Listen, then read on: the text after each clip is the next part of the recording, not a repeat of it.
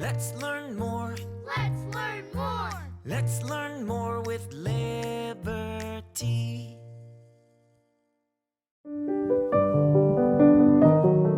The Pilgrims profoundly impacted life in the America we know today. But they aren't the only group to influence our cultural trajectory. Fast forward out of Pilgrim colonial life to colonial frontier life. Nearly 200 years would pass before any real migration to the American West occurred.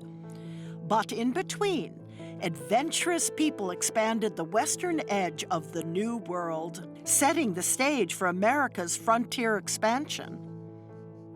Now, I must tell you that life during this period in early American history is not well documented. Most of what we know comes from folk stories, featuring folk heroes. The famous frontiersman Daniel Boone is one of these folk heroes. Boone was a Quaker, which is another religious group like the Pilgrims in the early American colonies. He searched for land that he could call his own, eventually founding Fort Boonesborough in the wilderness of present-day Kentucky. He also trailblazed the Cumberland Gap, making it possible for future western U.S. settlements. The stories of Boone have elevated him to folk hero status, not just because of where he lived his life, but how he lived his life.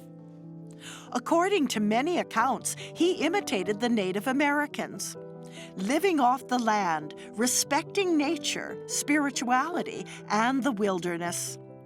Some accounts even say the chief of the Shawnee tribe adopted him as a son. He lived his life poor and did not own any of the lands he helped settle. Instead, he and his family moved around, working various jobs, but all the while paving the way for Kentucky and Pennsylvania to be mapped and settled.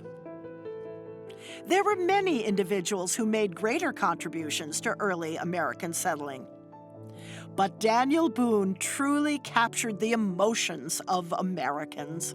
2 centuries after his death, Daniel Boone is still regarded as one of America's most beloved pioneers.